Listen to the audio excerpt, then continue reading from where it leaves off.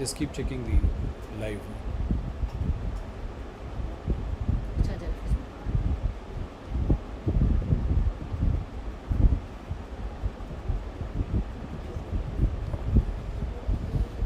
We are live to the world, sir. This conference will now be recorded.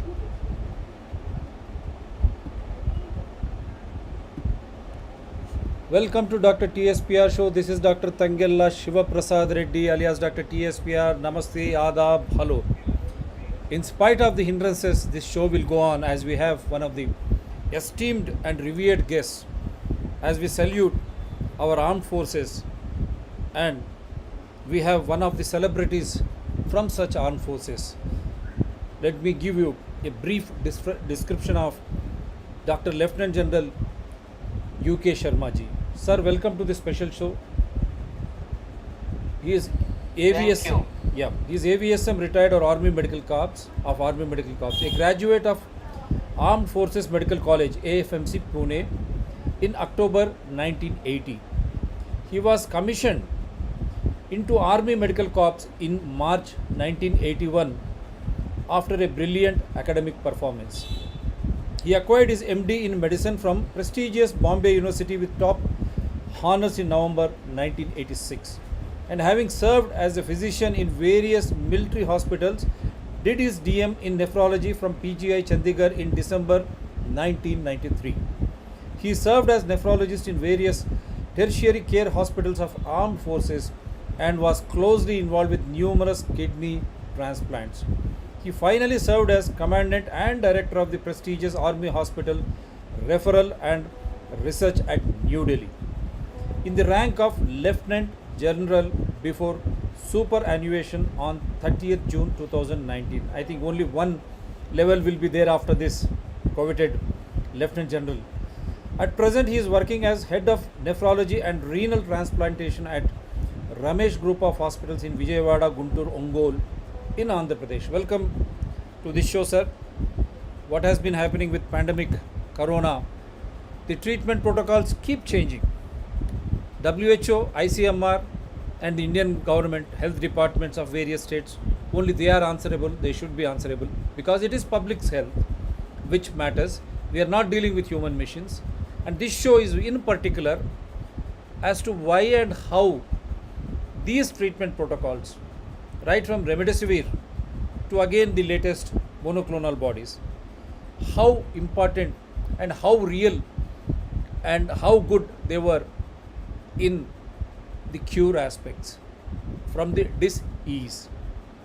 Did it really serve the purpose, or was it an experiment on innocent people when they were crying hoarse for their health?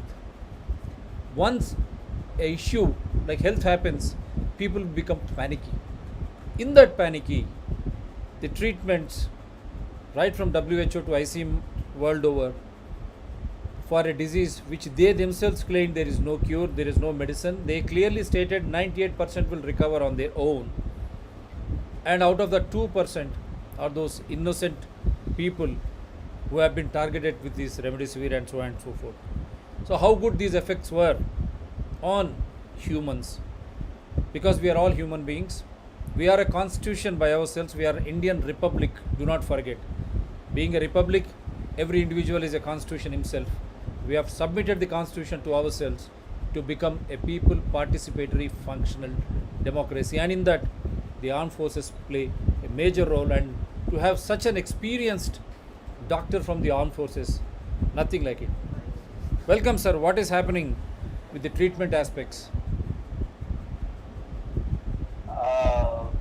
Good evening, Dr. Reddy. It's a pleasure to be on your show, and in fact, I consider it an honor.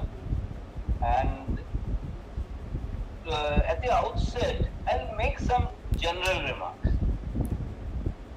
In my 40 years of medical practice, right from December 1980, 40 years and a half now, frankly, and I'm not the only doctor who makes this statement, one has never seen anything like this pandemic called COVID-19. I've read the history of, and I have read immense literature on Spanish flu of 1918, 1919, those 2 years when it ravaged the world.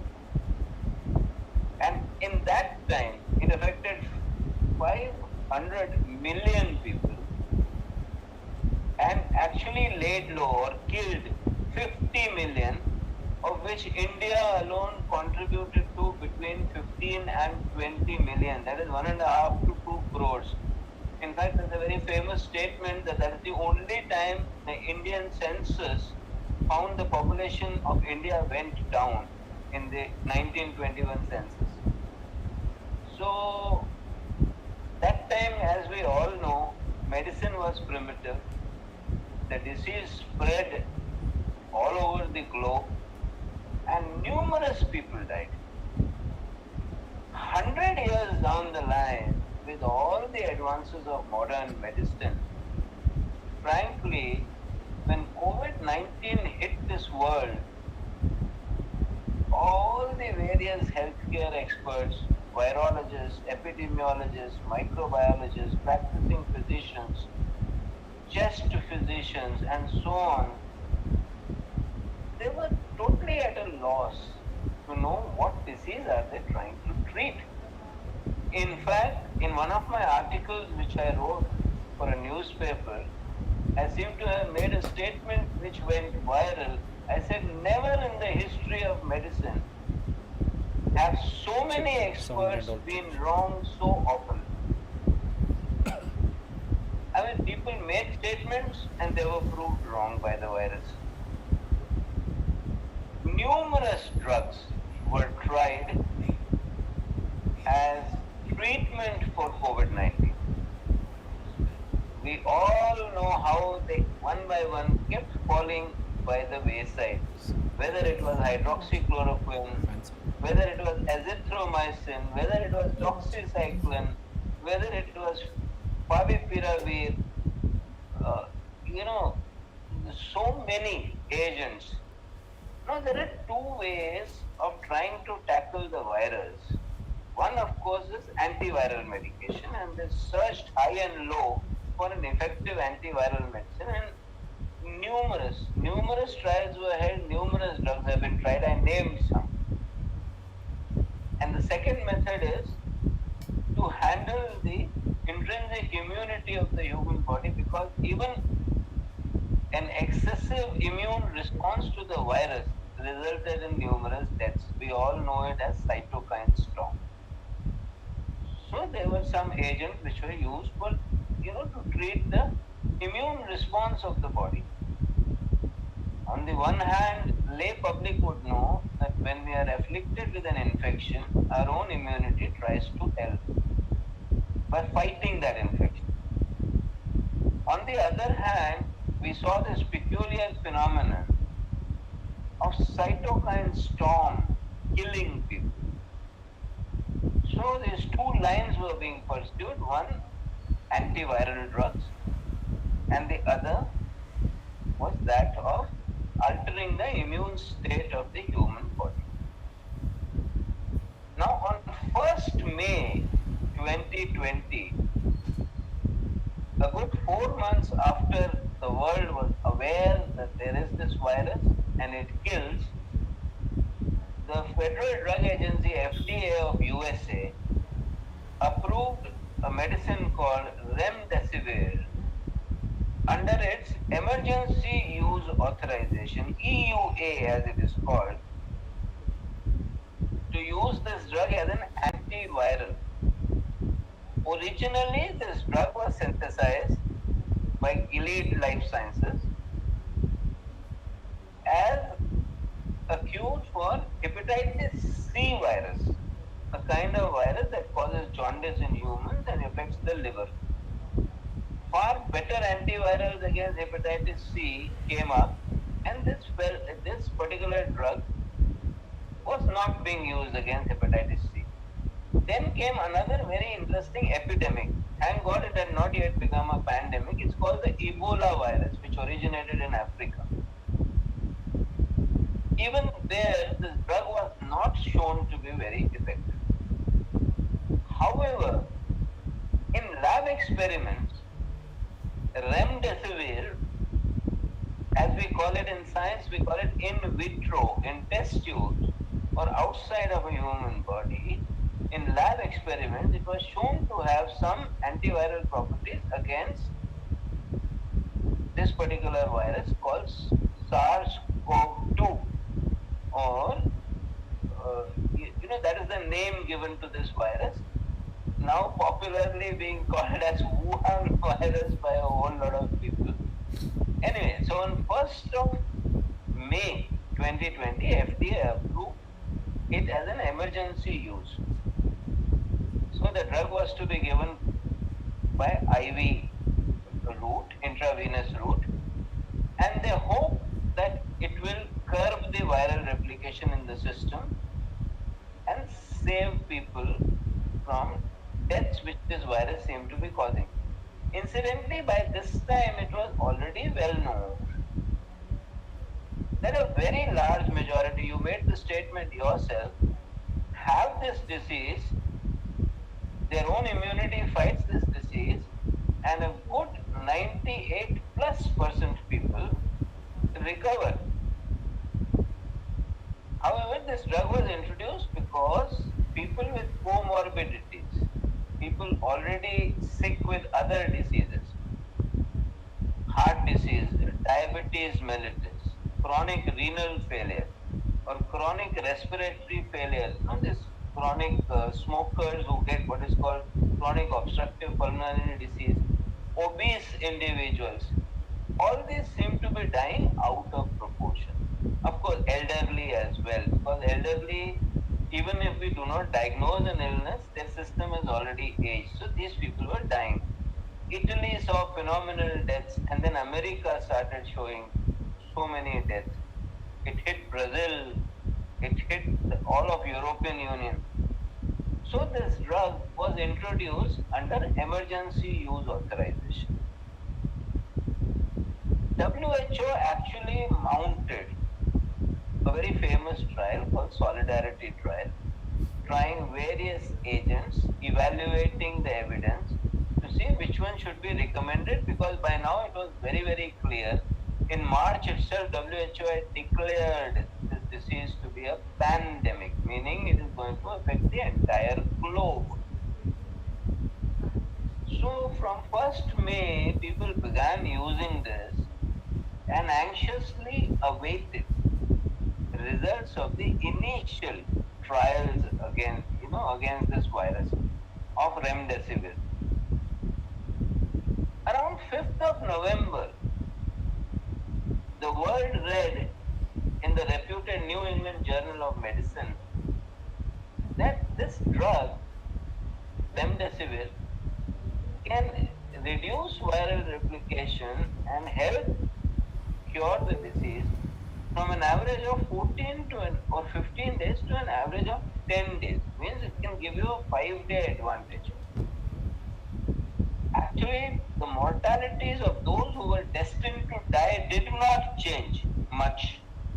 There was no strong evidence that it affects mortality, the respiratory failure, the adult respiratory distress syndrome like illness where you go on to need oxygen, then intubation, ventilation, and eventual death because of destroyed lungs.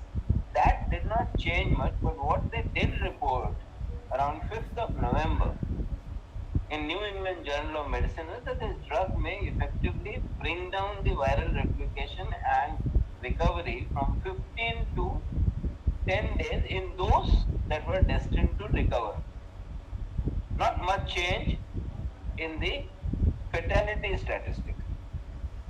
However, by 20th of November of 2020, barely 15 days after this particular report was published, WHO had already evaluated the various trials that had gone around the world on this drug and had unequivocally stated that meta-analysis of these multiple trials did not show this drug to be very effective against coronavirus, this coronavirus 2.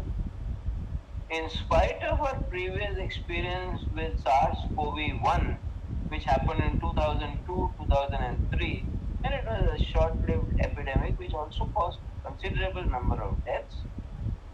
Something like, of those afflicted, nearly a fourth died. And in 2012-13 in Middle East, we got Middle East Respiratory Syndrome or MERS, which was also due to a coronavirus. And that in fact had a very high fatality rate. Nearly 1 in 2 people died, but the numbers were small and it was quickly brought under control. So they said Remdesivir may work, but WHO evaluated all of the trials that had gone around the globe and on 20th November had clearly stated that Remdesivir is not particularly effective against SARS-CoV-2. In February, March, as we are all aware, in India we claimed that we are probably in the last phase of our own coronavirus epidemic. The end game is here is what was stated. On 8th of March, mind you, I have the specific date from newspapers. On 8th of March, it was stated we are close to the end game because the number of cases, new cases, had fallen below 20,000 for a country as populous as India with 135 crores. And yet, a tsunami of coronavirus cases soon began in India. Actually, it had begun in March itself. By 1st of April, we were shocked as to the sheer number of cases that were happening. So much so that there was a mad rush to obtain Remdesivir because doctors, based on that article in New England Journal of Medicine of 5th November 2020, thought that they might be able to make a difference in the treatment. In all of this, more than nearly 5 months, November, December, January, February and March, the world had already come to the conclusion that it is not particularly effective. And yet, Indian physicians, because of the guidelines that were then prevalent in India, both from ICMR and All India Institute of Medical Sciences, as well as various other learned bodies, suggested that Remdesivir should be given. Initially, it was supposed to be a 5-day course, was made into a 10-day course, and yet numerous deaths, more than 4,000 a day, began happening around the country.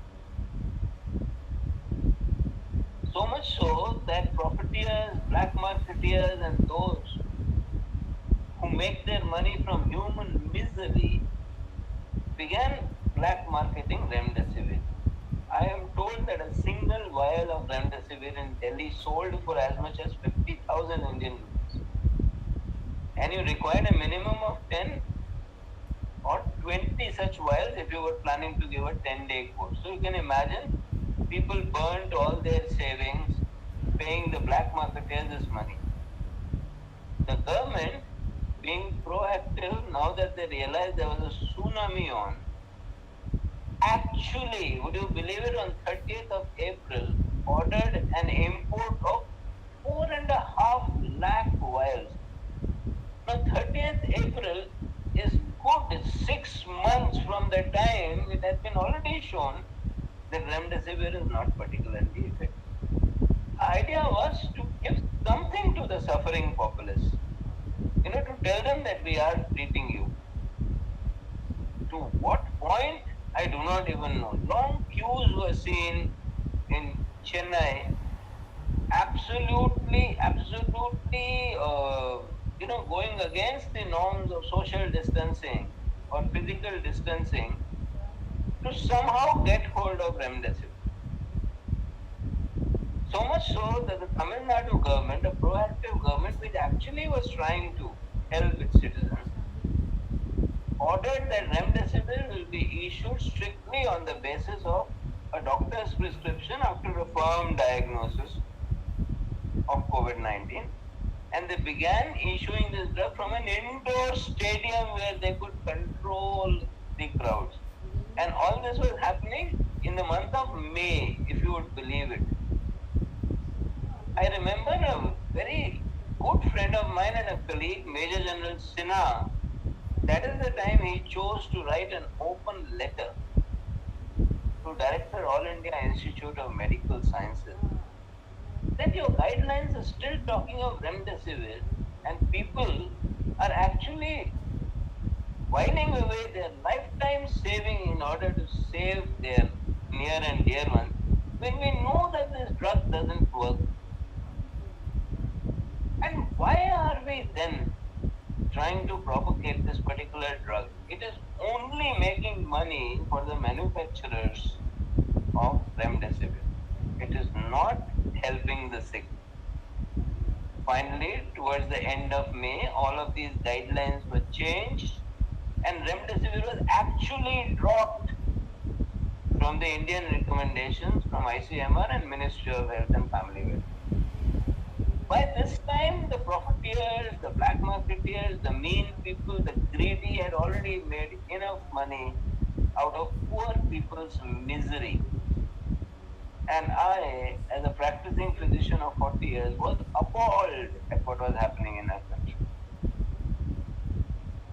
It is one thing for people on state-sponsored health insurance schemes to be getting free treatment as happens in well-developed rich countries.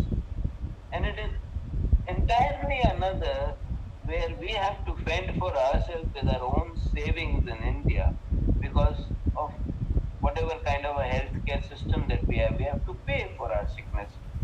And then we were paying a very, very heavy price without the attendant benefits of paying that kind of price. It really broke my heart. Then came a second interesting thing, Dr. Reddy, and you already alluded to it, and that is monoclonal antibody cocktails. Just for lay public, just for their interest, when the then President of United States of America, Donald Trump, got infected with SARS-CoV-2, when he got his COVID-19 illness, he was given a cocktail of monoclonal antibodies which were being developed in order to give a preformed immunity in a manner of speaking, because we all understand that antibodies act against infecting organisms. You have to generate your own, and when you can't, for whatever reason, they can be given from outside, and hopefully they would curb viral replication and severe disease. So Mr. Donald Trump, the POTUS or President of the United States, was actually given this drug sometime towards the end of October, and it suddenly caught everybody's fancy. Trials were mounted. Now, do we have that slide which I wanted you to show about? I'll definitely. I'll just show the it. manufacturer of. Yeah, if you just permit me. Yeah, I'll just. I'll try to just show it to the people. As to how. Meanwhile, I'll just keep asking you something. How can the governments be so blind, and even the scientific bodies like ICMR, AIMS? How is that when people were being looted, they kept quiet? No, I'll keep talking about it while you try and mount the slide. But what we are trying to say is these monoclonal antibodies, casirivimab and imdevimab, a combination of two, that's why called a cocktail of antibodies. 1 second, sir, because when this was developed, the manufacturer's own instructions about when to use this particular thing was as soon as you test positive for coronavirus, and if you are a high-risk individual, say above a certain age, obese, a diabetic, already having a heart disease,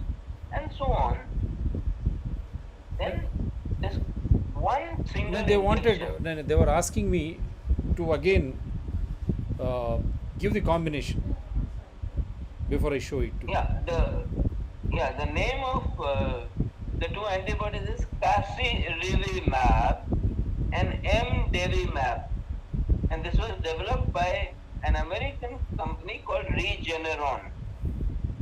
And it was shown that as soon as you are diagnosed with COVID-19 through your RT-PCR, and definitely before you finished 4 days after being diagnosed, you should receive this particular cocktail of antibodies, and hopefully it will not go on to develop full-fledged lung injury where you are required to need oxygen or required to go on a ventilator. So in mild to moderate disease, not yet requiring oxygen and not requiring hospitalization. So this is what was stated, right? Yeah. And Just trying, I'm putting it to the I'll public. just, yeah, go ahead, put it. Meanwhile, I'll just tell them that limitations of this authorized use were casirivimab and imdevimab are not authorized for use in patients who are already hospitalized. This is the single most important statement.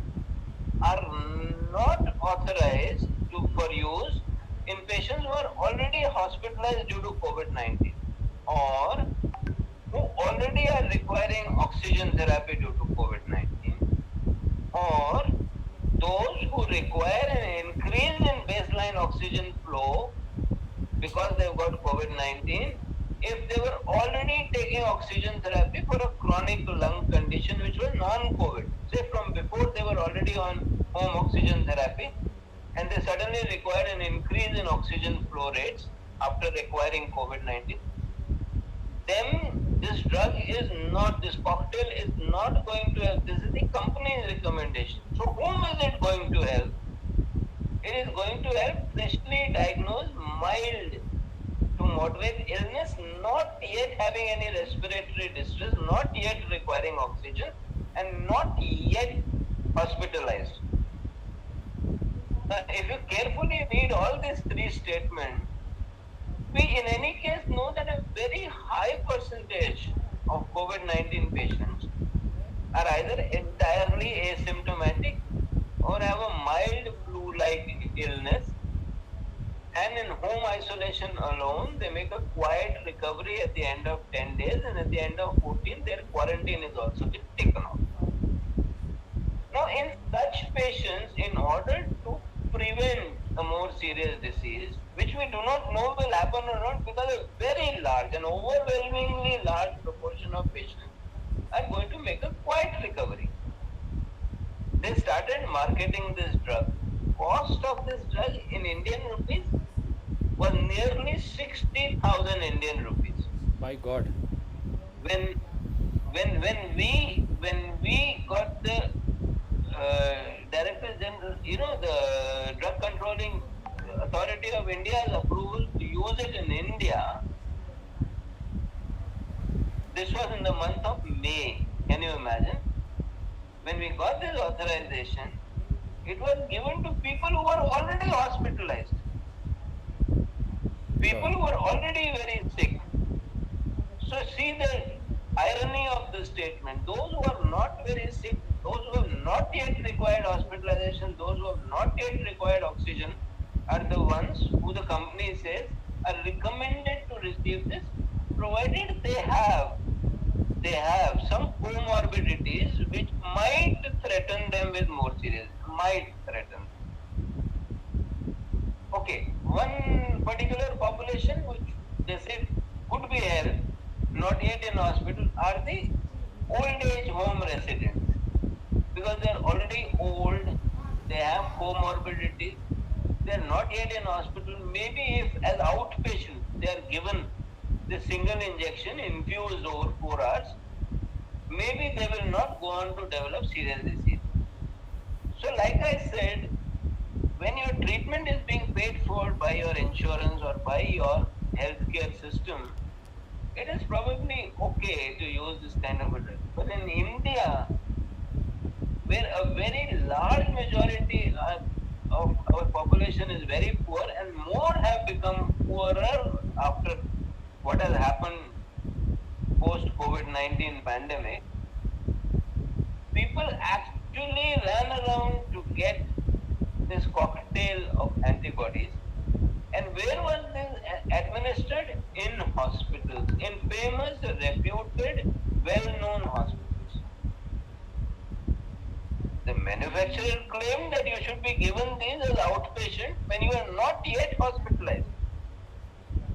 So the irony of the situation once again shook me to the core. And instead of intense monitoring and supportive care, when we very well knew in the month of May that there is truly no treatment as yet available for COVID-19, our only hope is vaccination, and hopefully vaccination will avoid serious illness in those who are adequately vaccinated and have made their own antibodies. This drug was promoted. Another company, a very famous, reputed American company called Eli Lilly, also came up with a second cocktail. But then in the month of May, they hastily withdrew it from market. Now these two antibodies are called bamlanivimab and etesevimab. Difficult tongue twisters of name, not easy even for a medical student to remember, but they were marketed by Eli Lilly, and then in the month of May they were withdrawn from the market because they did not seem to make a difference in the management of COVID-19. So this is the state of monoclonal antibody cocktail. In between, as we are all aware, various other treatments have fallen by the wayside. People were being recommended to take supraphysiological doses of vitamin C because vitamin C helps fight viruses. They were being given interferons, which were earlier used for viral hepatitic illnesses, in the hope that it will curb the viral reproduction in the system. They were told to take extra doses of zinc. If they had been eating normal food till then, suddenly 5, 7, 10 days of taking extra zinc was not going to change their body constitution or immunity. But zinc was sold all over the country, as was sold vitamin C tablets. A Japanese antiviral drug called Feviflu actually ruled the roost in India for months together, so much so that the manufacturer of Feviflu said this was his highest turnover to date on any one drug. Alright? Glenmark is the name of the company. And then it was shown that by WHO through meta-analysis of various trials that Favipiravir also does not work. Does not work. So there we are, that in just the hope of doing some kind of a good, or to be, even for clinicians, practicing clinicians, that look, we gave some dawai to the patient. We did our best. Not even trying to analyze the available evidence that these antiviral drugs were not working against the virus. Further, to complicate matters about this COVID-19 pandemic, the virus is rapidly mutating. Newer variants are coming out that just do not respond to what they claim that these earlier drugs they would make a difference.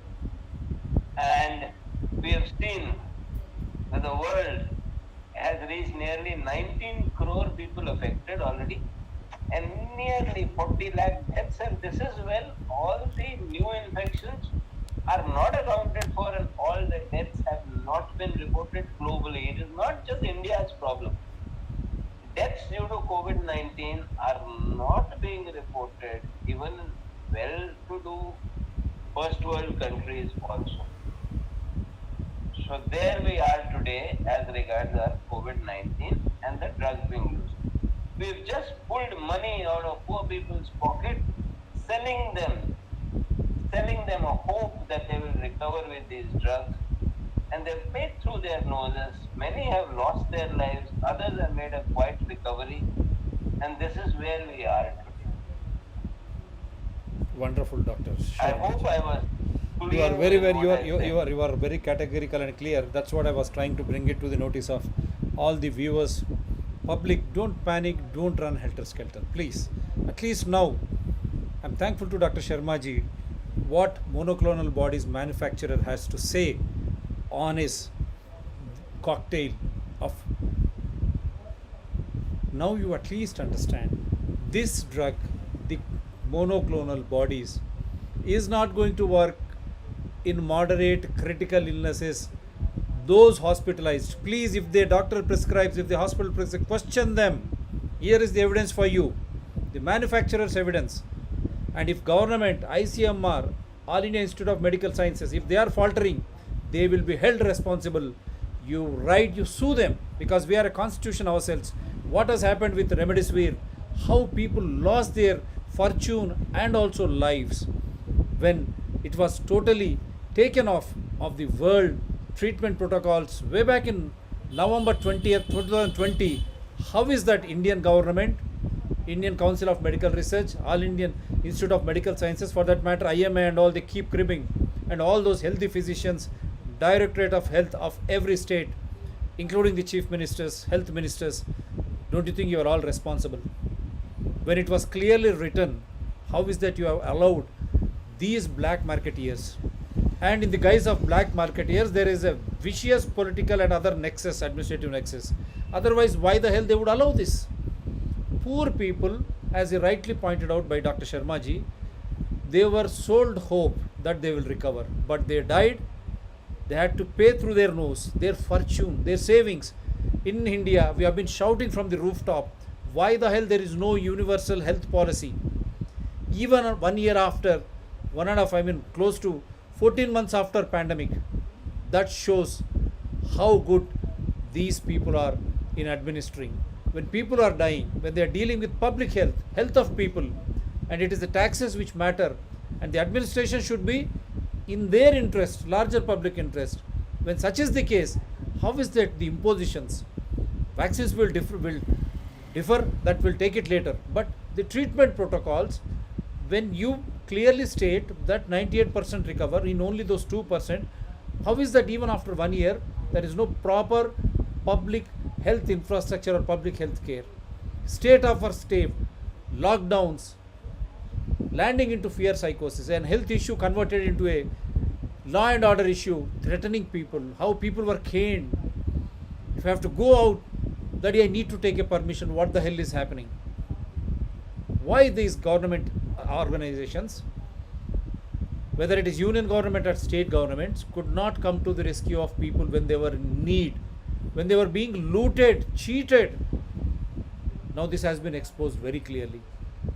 They went by November 5th dictate of the England Journal, forgetting November 2020. How is that possible? You have put people to sword. It is the government. When Supreme Court demanded that government, union government should pay, not only union, all state governments should be held totally responsible, as Madras High Court literally commented.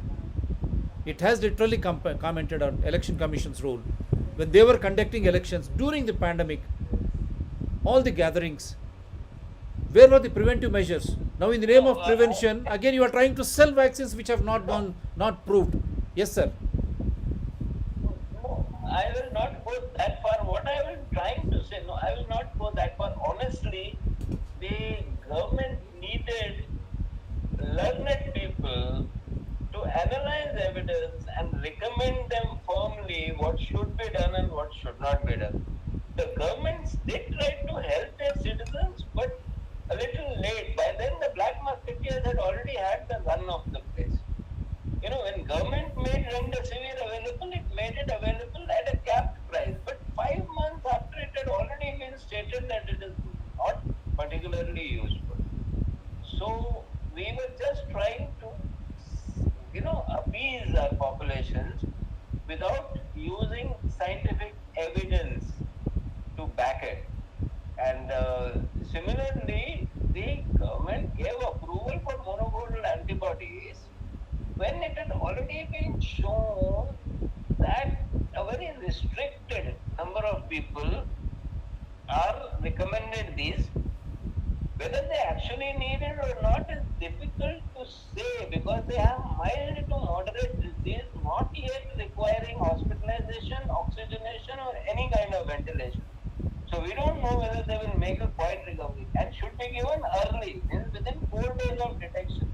We know that the illness hits you hard around the 8th to 9th day and then starts taking its toll. That is when the virus localizes itself to the lung.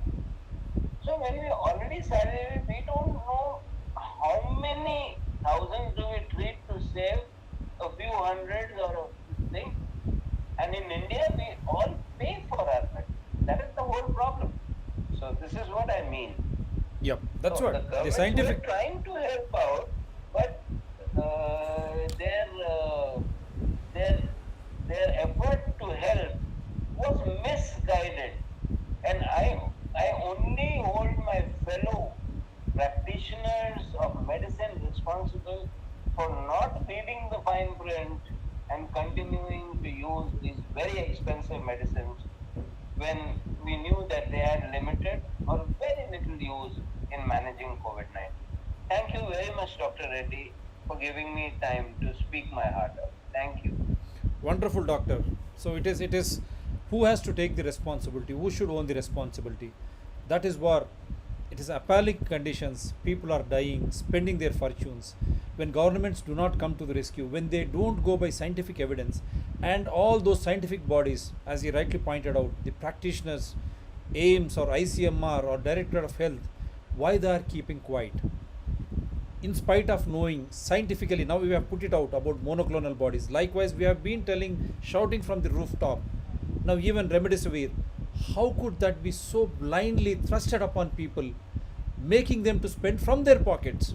Even if government was giving at their price, when it was not working, simply they were allowed to be tested on these hapless, innocent, hopeful fellow citizens, my dear Indians. This is really, really bothering us as a doctor and as a journalist, as a concerned citizen. It really an appalling state wherein it is really horrifying to understand the horrific tales which we have been presenting as to how ill they were in the hospital, away from their near and dear. Their near and dear outside were running from pillar to the post to buy the black marketing drugs, Remidisvir, spending their fortunes. Inside the hospital, no one was allowed to watch how the recovery was. Outside, the way they have been running around to buy something which was not at all helpful, still governments were watching. And the fraternity which should have taken care of, have literally failed. Now again the monoclonal bodies. Mind you, people at least now become sensible. We have shown what the manufacturer of monoclonal cocktail bodies has written on his drug. Kindly go through that. It should not be given for moderate or critical illnesses who have been hospitalized. And even the early stages, when they are at home, as he rightly pointed out, by the time it is diagnosed, it is 8th or 9th day. By that time, even the use of the earlier stages would have also gone.